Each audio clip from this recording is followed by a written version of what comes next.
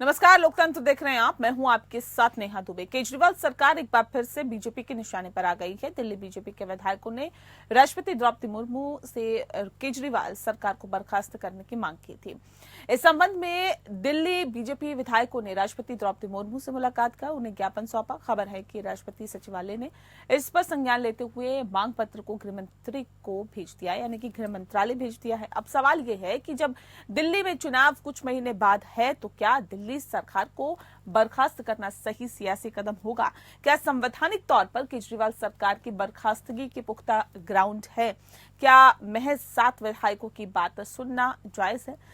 अदालत को अभी ये तय करना है कि केजरीवाल क्या जेल से सरकार चला सकते हैं। जब मामला अदालत में है तो सरकार बर्खास्त की मांग करना कितना जायज है?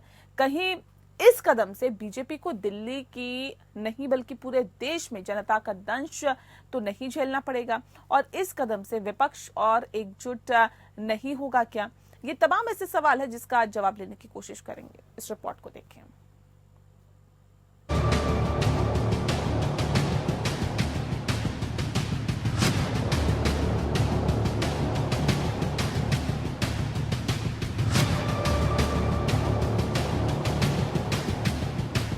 दिल्ली सरकार को संवैधानिक संकट में डालने की कोशिश की गई है। दिल्ली के 7 बीजेपी विधायकों ने दिल्ली सरकार को बर्खास्त करने की मांग राष्ट्रपति से की है। राष्ट्रपति को दिए ज्ञापन में लिखा गया है कि दिल्ली के मुख्यमंत्री अरविंद केजरीवाल जेल में हैं।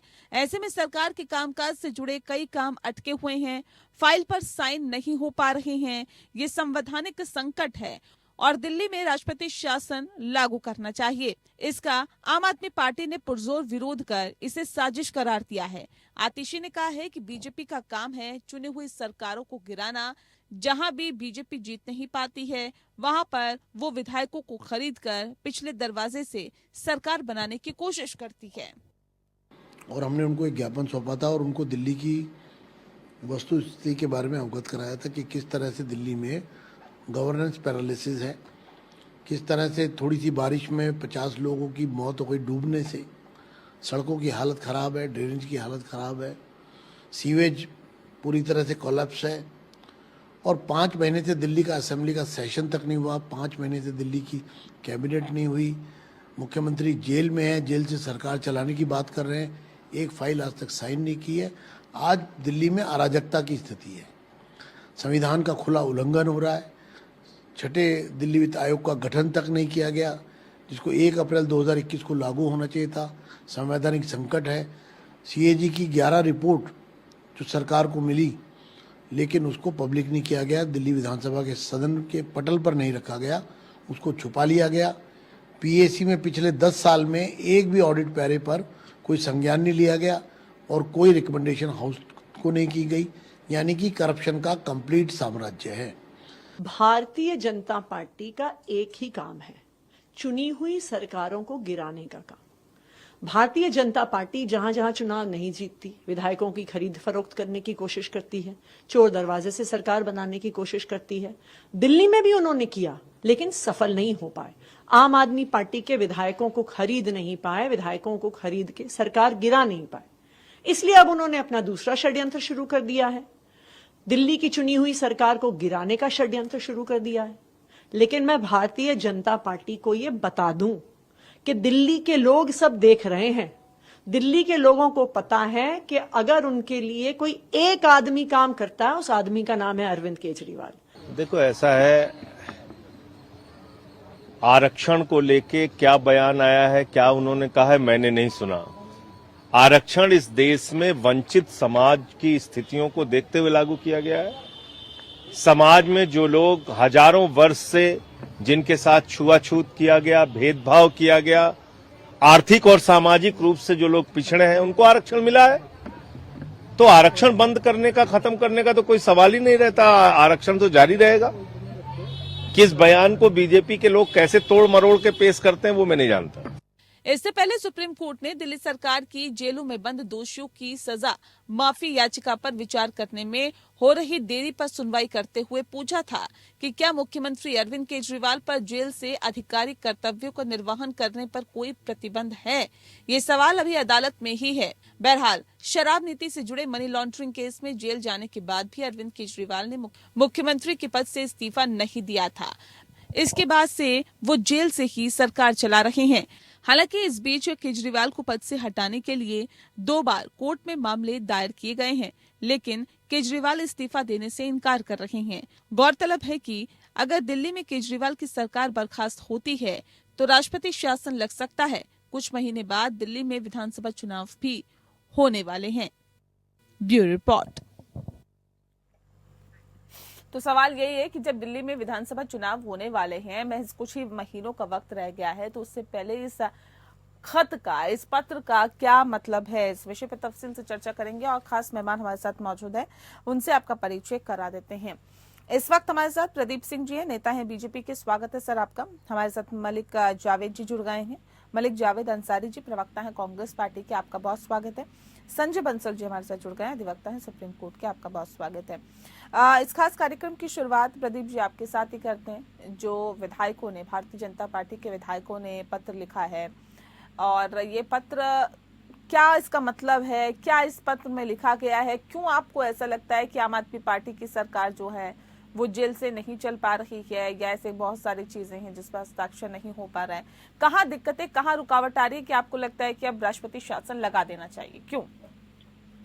जी देखिए, सबसे पहले तो ये पूछा जाना कि क्या जेल से सरकार चल रही है, क्या प्रॉब्लम आ रही है, अपने आप में हास्यास्पद है नेहा जी। देखिए, एक होती है नैतिकता, नैतिकता का ढिंढोरा पीटते हुए एक सरकार आई थी, और वो अब क्या कर रही है ये जग जाहिर है। और क्या स्थिति बनी हुई है आप देखेंगे तो डिजिटल मीडिया पे बहुत सारे कंटेंट चलते हैं जिसमें अरविंद केजरीवाल जी कहते आते हैं कि हम दिल्ली की सड़कों को लंदन की सड़कों की तरह से बना देंगे, और वहीं पे बाइक वाला उस गड्ढे में गिर जाता है।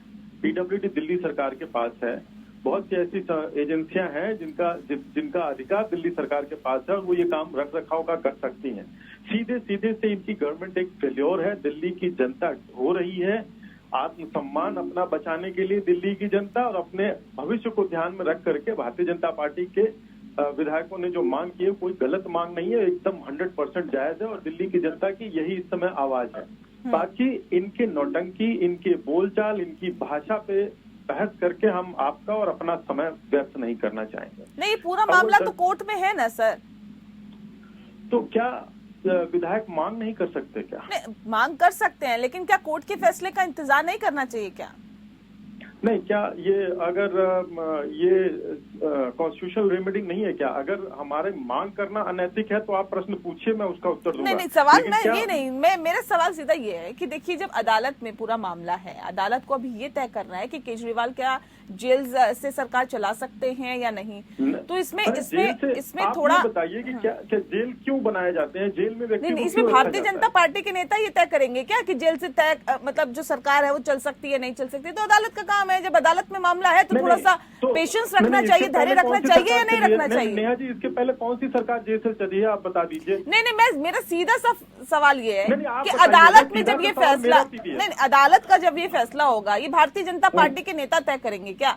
जो आज तक नहीं हुआ वो भी हुआ, जो आज तक नहीं हुआ वो भी हुआ है ना सर, इस सरकार में वो भी हुआ है ना। नहीं, मुझसे क्या पूछेंगे सर आप? सवाल तो मेरा पूछने का काम है ना, आप मुझे नहीं बताएंगे ना कि मुझे क्या पूछना है। नहीं, मेरे को ये बताइए कि इससे पहले क्या धारा 370 हटी थी क्या? हटी ना। कुछ चीजें तो पहली बार भी होती है। 370 और आप किसी मुख्यमंत्री के घोटाले करने को समान मानते हैं? नहीं, मैं ये नहीं, आप तय करेंगे क्या कि घोटाला हुआ या नहीं? ये भारतीय जनता पार्टी के नेता नहीं तय करेंगे ना सर। क्या विधायकों का संवैधानिक अधिकार नहीं है? संवैधानिक अधिकार है, तय करेंगे कि विधायक। ये मेरा सीधा सा सवाल आपसे प्रदीप जी। इतना एग्रेशन नहीं होता, इतना एग्रेशन ठीक नहीं है। थोड़ा सा धैर्य रखिए, थोड़ा सा पानी पीजिए। नहीं, सवाल सुनिए ना, सवाल सुनिए। नहीं, आपका संवैधानिक अधिकार है, ठीक है, आपका संवैधानिक अधिकार है, ठीक है, लेकिन मेरा सीधा सा सवाल ये है कि ये तो अदालत में मामला है ना, क्या नहीं रखना चाहिए थोड़ा सा धैर्य? ठीक है, कह के क्या कौन सी आप मैंने कौन सी बात पेश- स्थापित करना चाहती है? मेरा अधिकार है, ठीक है, साइड में कर दिया आपने, लेकिन एक व्यक्ति जो आरोपी है, जो जेल में है, वो इस्तीफा न दे, आप इसका समर्थन करती हैं? आप बताइए, अगर समर्थन करती आपने है तो कहा बताइए। कि आरोपी है, आरोपी और दोषी होने में फर्क होता है, इस नहीं, बात क्या को एक समझना व्यक्ति होगा। एक व्यक्ति के जमानत पे न बाहर आने के कारण नहीं, क्या दिल्ली की अगर जनता उसके लिए अगर परेशानी अदालत में झेले? फैसला चल रहा है सर, नहीं, तो वो एक मिनट, आरोपी अदालत है, में तो देखिए, दोषी नहीं है। अदालत में दोषी जब अदालत हो में तो जाएंगे बहुत तब सारे आप ये फैसले सवाल चलते भी हैं। पूछ सकते हैं सर। मैं सुनिए आती ना हूँ। मैडम, सुनिए बहन जी, हाँ। अदालत में तो बहुत से मुकदमे पीढ़ियां बीत जाती है, पूरे नहीं होते हैं। तो क्या दिल्ली की जनता मुख्यमंत्री के निकल के बाहर कितने महीने का इंतजार है सर? अब तो चुनावी आने वाले हैं, इतनी हड़बड़ी किस चीज की है बताइए ना? नहीं, आपको हड़बड़ी लगती है, ये हमारा संवैधानिक अधिकार है और हम अपने अधिकार करिए का अपने प्रयोग करेंगे। संवैधानिक अधिकार का इस्तेमाल। मलिक जावेद जी देखिए, तो कह रहे हमारे संवैधानिक अधिकार है जी, हम तो इस्तेमाल करेंगे, भले ही कुछ महीनों का वक्त रह गया, लेकिन हम तो चाहते हैं राष्ट्रपति शासन लगे, इसलिए हमने पत्र भी लिख दिया है। देखिए, जहां राष्ट्रपति शासन लगाना जाना चाहिए वहां नहीं लगाएंगे ये, तो ये संविधान को मानते कहाँ है, ये अदालतों को मानते कहाँ है? कल भी मणिपुर में 10 हत्याएं हुई हैं, 200 से ज्यादा हत्याएं हो चुकी हैं, 60,000 लोग कैंप में रह रहे हैं और बेशरम मुख्यमंत्री वक्त का इस्तीफा नहीं दे रहा है। लोगों के घरों पे ड्रोन से बम गिराए जा रहे हैं, बच्चे जो है सड़कों पे स्टूडेंट प्रोटेस्ट कर रहे हैं राज्यपाल के घर पे कि हमारा ये राज्य को सही करो, और हमारा देश की सत्ता किसके हाथों में? नॉन बायोलॉजिकल लोगों नहीं, के हाथों लेकिन में एक सत्ता चीज है। बताइए मुझे ये जावेद कुछ जी, भी कर सकते एक हैं। चीज बताइए, इतनी लालच, इतनी किस चीज की लालच है सर? क्या आम आदमी पार्टी में कोई और इतना अच्छा, इतना बेहतर, इतना समझदार नेता नहीं है जिसको मुख्यमंत्री बना दिया जाए? क्या आखिर इतना लालच अरविंद केजरीवाल को है कि वो पद छोड़ने के लिए तैयार नहीं है? अरे ठीक है, हेमंत सोरेन भी गए थे जेल में, तो उन्होंने पद छोड़ दिया था। ऐसा क्या है? कम से कम चीजें नहीं रुकनी चाहिए ना? जो सरकार चल रही है सुचारू रूप से चले, इस बात को तो समझना होगा ना केजरीवाल को। बिल्कुल, मैं आपकी बात से सहमत हूँ, लेकिन क्या हुआ? सोरेन जी जिसको बना के गए थे उसको भाजपा ने तोड़ लिया, तो शायद केजरीवाल जी को वो पहले ही देखिए, पता होगा नहीं, कि भाजपा का चाल चरित्र और चेहरा नहीं, कैसा है। ये एक अलग भाजपा चीज की- है, ये एक अलग चीज आप कह रहे हैं। नहीं, मैं एक तरीके ये तो की बात उदाहरण कर है, रही हूँ, फैक्ट मैं है। नैतिकता की बात जिसको कर रही हूँ सर। मुख्यमंत्री बनाया था हेमंत सोरेन जी ने, वो भाजपा में शामिल हो गए, डरा के, धमका के, लालच दे के, क्या किया, तो वो भाजपा में क्यों चले गए? तो शायद उनको डर होगा। देखिए कि ये जावेद मेरी पार्टी जी, को ये नष्ट जावेद कर जी देंगे, की दिल्ली को नष्ट ये कर देंगे। जावेद जी की निजी पसंद हो सकती है कि वो कांग्रेस में रहना चाहते हैं, भारतीय जनता पार्टी में जाना चाहते हैं, आम आदमी पार्टी में जाना चाहते हैं। ये एक नेता की खुद की पसंद हो सकती है। इसमें अगर आप ये कहे कि किसी ने तोड़ लिया, कोई दूध पीता बच्चा नहीं है सर, किसी को तोड़ाया नहीं जाता है सर। सामने प्रमाण है किस तरीके से तोड़ रहे हैं, जिस पे आरोप लगाते थे 70,000 अपने अपने हित होते हैं, अपने अपने तरीके होते हैं, लेकिन मैं नैतिकता की बात कर रही हूँ सर। नैतिकता बताइए, नैतिकता होती है कहीं कि जेल से आप सरकार चला रहे हैं? नैतिकता भाजपा में खत्म हो चुकी है। नैतिकता की बात का पाठ ये ना पढ़ाए, संविधान की पाठ ये ना पढ़ाए, मौलिक अधिकारों का पाठ ये ना पढ़ाए। मणिपुर आपके सामने उदाहरण है, भाजपा ऐड लेके आई थी, पापा ने वहां रुकवा दी। मणिपुर 1.5 साल से चल रहा है, नहीं रुकवा पा रहे। जेल से सरकार वहां पे राष्ट्रपति चलाना। शासन लगाइए। नहीं, मुझे आपकी बताइए। डबल इंजन की सरकार फेल हो रही है। देखिए, और अगर दिल्ली मनीष में काम सिसोदिया सुचारू गए रूप से जेल, नहीं चल रहा है तो आपके विधायक और आपके सांसद, आपके पार्षद क्या कर रहे हैं? मनीष सिसोदिया गए तो सर इस्तीफा दिया ना उन्होंने शिक्षा मंत्री, उप मुख्यमंत्री के पद से, ठीक है, तो कम से कम नैतिकता यहाँ पे भी दिखानी चाहिए ना आम आदमी पार्टी को, अरविंद केजरीवाल को, और खुद इस्तीफा देना चाहिए। ये नौबत भी क्यों आने दे रहे हैं कि 7 जो विधायक है वो खत लिख रहे हैं? ये नौबत आना भी एक बड़ी बात है ना। इसका जवाब नीरज जी आपके प्रवक्ता देंगे, मेरा अधिकार क्षेत्र नहीं है, लेकिन जो देश में घटनाएं हो रही है मैं वो बता रहा हूँ आपको। कांग्रेस पार्टी इसका सपोर्ट करती है? आपको लगता है कि ये सही तरीका है कि भाई आप जेल में हैं, मुख्यमंत्री हैं, इतने अहम पद पर हैं, आपके हाथ में पूरे प्रदेश की, पूरे केंद्र शासित प्रदेश की पूरी कमान है, आपके ऊपर जनता ने विश्वास किया, लेकिन आप क्या कर रहे हैं? आप उन तमाम इतने टाइम से आप जो है वो जेल में है, लेकिन उसके बावजूद भी आप वो पद किसी को सौंपने को तैयार नहीं है, अपने पद से इस्तीफा देने को तैयार नहीं है। क्या बताता है? उसका फैसला नेहा जी वो स्वयं ले सकते हैं, मैं नहीं ले सकता हूँ। नहीं, कांग्रेस पार्टी का इसका जवाब सपोर्ट भी करती वही है। देंगे। बेल पे आने वाले हैं वो बाहर, जिस तरह की फेल हो गया है इनका प्रोसिक्यूशन, इनकी सरकार फेल हो गई है, कोई भी सबूत पेश नहीं कर पा रही है, तो मुझे उम्मीद है, आशा करते हैं कि सुप्रीम कोर्ट उनको बेल देगा और वो दिल्ली की कमान संभालेंगे। अगर उन्होंने दिल्ली के साथ जाति की है, दिल्ली के साथ धोखा किया है। दिल्ली की जनता आगामी चुनाव में उनको घर बिठा देगी कि भाई आप इस लायक नहीं हो। लेकिन मेरा सवाल यह है कि भाजपा के लोग राष्ट्रपति जी के पास जा रहे हैं, यही भाजपा के लोग को क्या हो जाता है कि मणिपुर के लिए वो वहां नहीं जाते हैं, जबकि पूरा विपक्ष कई बार मणिपुर के चर्चा के लिए राष्ट्रपति जी के पास जा चुका है और कह चुका है वहां पे संज्ञान लीजिए, कोई संज्ञान लेने को तैयार नहीं है। ठीक है, मैं संजय जी करूंगी, इससे पहले प्रदीप जी कुछ कहना चाह रहे हैं। प्रदीप जी जल्दी से अपने 10 सेकंड में बात रखिए। मैं संजय जी आ रही हूँ। ठीक है जी, देखिए क्या है कि जो कांग्रेस के वक्ता हैं, अब क्या है कि उन्होंने बड़ा बढ़िया बात कही कि मेरा अधिकार क्षेत्र नहीं है, गठबंधन हरियाणा में हुआ नहीं, दाल गली नहीं। तो अब चूंकि क्या है कि गठबंधन का एक मजबूरी है कि चलिए इंडी गठबंधन है, अभी राहुल जी ने इंडी गठबंधन का नाम लिया था विदेश में जाकर के। आम आदमी पार्टी भी इंडी गठबंधन में है। तो इनके पास अब शब्द बचे नहीं हैं। अब क्या है कि आदमी जब एक बार निर्णय ले लेता है तो चाहे वो निर्णय भले ही गलत हो, उसको किसी हर हाल में डिफेंड करता है, अपने निर्णय को वो डिफेंड करता है कि नहीं मेरा निर्णय सही था।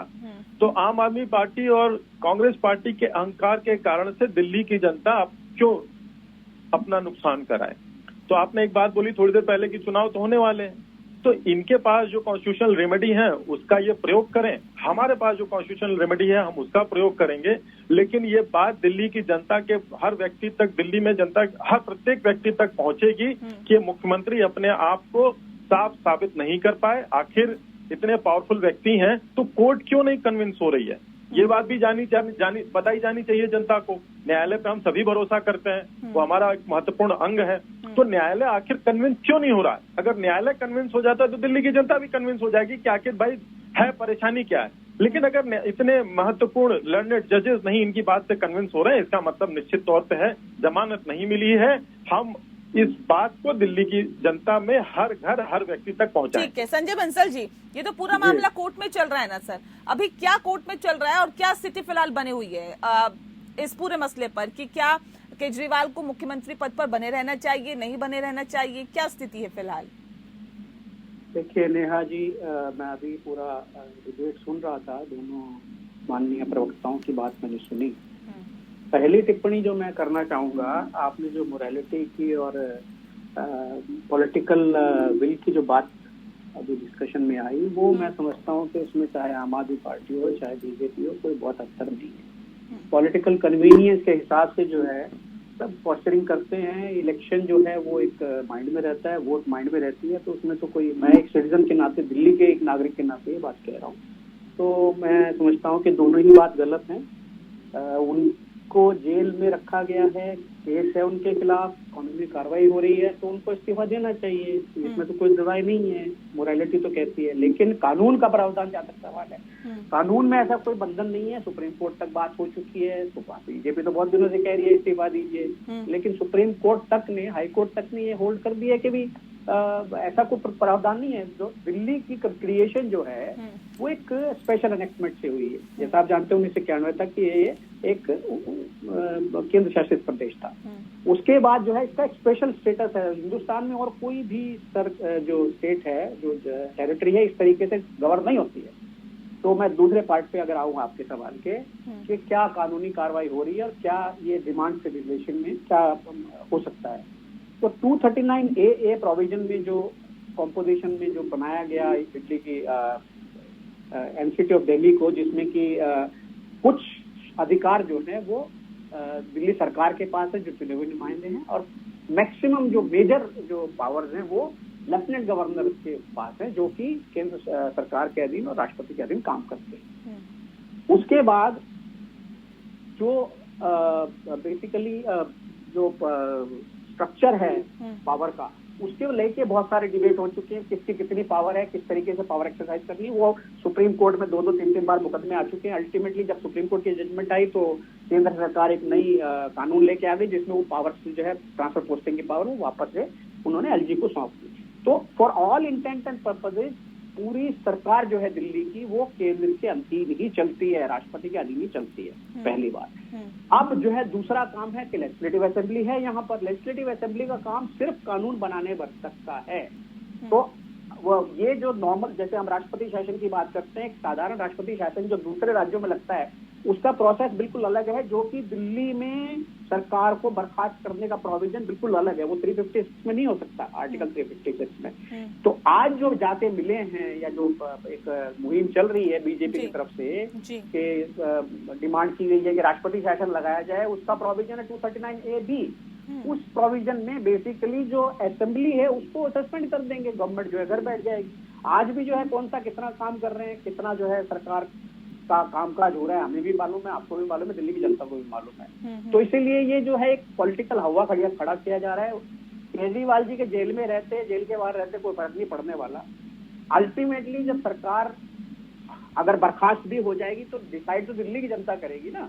2 बार दिल्ली की जनता ने इस सरकार को 70 में से 67 और 70 में से 62 सीट जिता के दिया आम आदमी पार्टी को। अब जो मुद्दा क्रिएट होगा, चाहे तो केजरीवाल की जेल जाने का मुद्दा है, सरकार के भ्रष्टाचार का मुद्दा है, केंद्र सरकार की विफलताओं का मुद्दा है, केंद्र सरकार के भ्रष्टाचार का मुद्दा है, या जो भी कॉन्फ्लिक्ट है दिल्ली की जनता जिसकी वजह से अगर कोई भुगत रही है, तो वो सब मुद्दे जाएंगे सरकार के और ऑपोजिशन के जनता के सामने, और जनता इसके ऊपर फैसला करेगी। जहां तक केजरीवाल जी ये जो ग्राउंड दिया जा रहा है, ये जो कहा जा रहा है भारतीय जनता पार्टी के विधायकों की तरफ से, वो कितना पुख्ता ग्राउंड बनता है राष्ट्रपति शासन लगाने के लिए? मैं नेहा जी इस सवाल का जवाब मैं एक लाइन में आपको दे सकता हूँ। ये सिर्फ एक पॉलिटिकल पॉस्चरिंग है, इसके अलावा कुछ नहीं। क्योंकि कानूनी तरीके से ऑलरेडी जो मेजर डिसीजन मेकिंग है वो केंद्र सरकार के पास है, एलजी के थ्रू है। बहुत ही माइनर जो है राजकाज का काम जो है वो सरकार के पास है, और कानून बनाने का काम लेजिस्लेटिव असेंबली के पास है, जो कि रेटिफाई अल्टीमेटली जो है केंद्र सरकार और राष्ट्रपति करते हैं। तो यहाँ पर सरकार जो है उसमें ऑलरेडी कोई बहुत इफेक्टिव सरकार नहीं है दिल्ली में। ये सिर्फ एक दिल्ली की जनता के हाथ में झुंझुना पकड़ाया हुआ है कि आप ठीक है बजाते रहिए इसको, अदरवाइज कोई पावर नहीं है सरकार के पास। तो ये जो डिमांड है राष्ट्रपति के पास जाके लगाने की, अगर मान भी ली जाए तो इसका कोई मतलब नहीं बनता। पर ये मैं मानता हूँ कि ये पॉलिटिकल पॉस्चरिंग है, इसके अलावा कुछ नहीं है। कोई सरकार कैंसिल नहीं होने वाली। राजनीतिक स्टंट है ये सिर्फ, इसके अलावा कुछ नहीं। प्रदीप जी देखिए, वकील साहब के अपने नजरिए हो सकते हैं, वो कानून के जानकार हैं, इन्होंने कानूनी पहलू पे बात की, लेकिन राजनीतिक दल अपनी बात और अपनी विचारधारा को जनता तक पहुंचाने के रास्ते अपनाते हैं, और हमने जो रास्ता अपनाया है वो कोई अनकॉन्स्टिट्यूशनल रास्ता नहीं है। हमें जनता को कन्विंस करना है कि आपने जिस पे पिछली बार भरोसा किया उस भरोसे के योग्य नहीं है। तो क्या हम अपनी बात न पहुंचाए जनता पे? किसी भी राजनीतिक दल, हम हो या कोई भी राजनीतिक दल हो। नहीं, लेकिन जो आप ग्राउंड दे रहे हैं, कह रहे हैं वो ग्राउंड नहीं है, वो पुख्ता ग्राउंड नहीं है राष्ट्रपति शासन लगाने के लिए। ना, कोई बात नहीं, पुख्ता ग्राउंड नहीं है। अरविंद केजरीवाल जी ने जिन ग्राउंड्स पे चुनाव प्रचार किया था, शीला दीक्षित जी को इतना कैरेक्टर असैसिनेशन किया था, मुझे अच्छी तरह याद है। मैं सक्रिय राजनीति में राजनीतिक कार्यकर्ता था उस समय, और जिस प्रकार से ये हिट एंड रन की पॉलिसी अपनाते हैं, तो जो सठा जिस प्रकार का व्यवहार करता है उसे उसी प्रकार के व्यवहार का सामना भी करना पड़ता है। तो यही स्थिति है, जनता जवाब देगी इस बार आने वाले विधानसभा चुनाव में। जिस प्रकार से इन्होंने किया था, क्या कर्म के भी कुछ नियम होते हैं, तो उन कर्मों के आधार पर अगर देखा जाए तो मैं एक हर चैनल पे और मैं बड़े चौड़े होकर के इस बात को कहता हूं कि मैं दिल्ली का मतदाता हूं, और शीला दीक्षित जी ने 3 लगातार वर्षों तक सरकारें चलाई हैं यहाँ पे। मेरी राजनीतिक द्वेष हो सकते हैं, विचारधारा के विचारधारा भिन्न हो सकती है, लेकिन एक महिला होने के नाते, इतनी सीनियर पॉलिटिशियन होने के नाते इनको विचार करना चाहिए था कि आप किस प्रकार के आरोप लगा रहे हैं, और आप इनका तरीका क्या है। आरोप लगाओ, भाग जाओ। वो तो उनकी विनम्रता थी कि उन्होंने कोई कानूनी कार्रवाई नहीं की। आप भूल गए क्या जावेद जी, वो तमाम चीजें भूल गए कि हम सत्ता में आएंगे तो इनके कच्चे चिट्ठे को उजागर कर देंगे, ऐसा कर देंगे, वैसा कर देंगे। कुछ भी नहीं हुआ उसके बाद तो, बल्कि दोनों आप लोग मिल गए। नहीं, देश पहले है, संविधान पहले है। ये अभी संजय भाई ने संविधान का प्रोविजन 239A बताया, संविधान है। अभी भाजपा से हमें संविधान बचाना था, देश भी बचाएंगे, दिल्ली को भी बचाएंगे, और देश की जनता के लिए, दिल्ली की जनता के लिए भी काम करेंगे। अगर अभी चुनाव हो गया तो फायदा भारतीय जनता पार्टी को होगा, कांग्रेस पार्टी को होगा, आम आदमी पार्टी को होगा। सब चीजें नेहा जी चुनाव के फायदे के लिए नहीं होती है, कुछ विचारधारा के लिए होती है, सही बात बोलने के लिए होती है। बहुत बार ऐसा होता है सच बोलते हो फिर भी नुकसान होता है, लेकिन सच तो बोलना चाहिए, आखिर में सच की जीत होती है। विचारधाराएं सब रह कहाँ गई है? जीतने के लिए नहीं करती है कांग्रेस, विचारधाराएं रह कहाँ गई है? आपके अपोजिट चुनाव लड़ा था, आपकी जहां जहां पे सरकारें वहां पे गिराकर, हटाकर, आप लोगों को उखाड़ कर फिर आम आदमी पार्टी ने सरकार बनाई और फिर आप लोग एक विचारधारा के हो गए, एक विचारधारा के हो गए। देखिए, विचारधारा एक नहीं है, उनका काम करने का तरीका अलग है, हमारा काम करने का तरीका अलग है, लेकिन संविधान खतरे में था। अभी हमने संविधान को बचाया है। जो एब्सोल्यूट मेजोरिटी मिल रही थी भाजपा को और वो देश में गलत कानून बना रही थी, चाहे वो किसानों के लिए हो, चाहे अग्निवीर जैसी योजना युवाओं के लिए हो, अब उस पर निरंकुश लगाने का काम किया है सीटें कम होने की वजह से। आगे की लड़ाई हम जनता के लिए लड़ेंगे, जनता डिसाइड करेगी, चाहे वो दिल्ली की हो, पंजाब की हो, हरियाणा की हो, कश्मीर की हो, कि किसकी विचारधारा अच्छी है, किसके मुद्दे अच्छे हैं, कौन बेहतर विकल्प है। चलिए, कौन उसके लिए बेहतर थोड़ा काम सा कर सकता इंतजार है। करना हम होगा, जुमलों क्योंकि पे चुनाव जनता नहीं की लड़ेंगे। अदालत में जो फैसला होता है वो सर्वोपरि होता है। बहरहाल बहुत शुक्रिया आप सभी का हमारे साथ इस खास चर्चा में शामिल होने के लिए। लोकतंत्र में फिलहाल के लिए इतना ही। नमस्कार।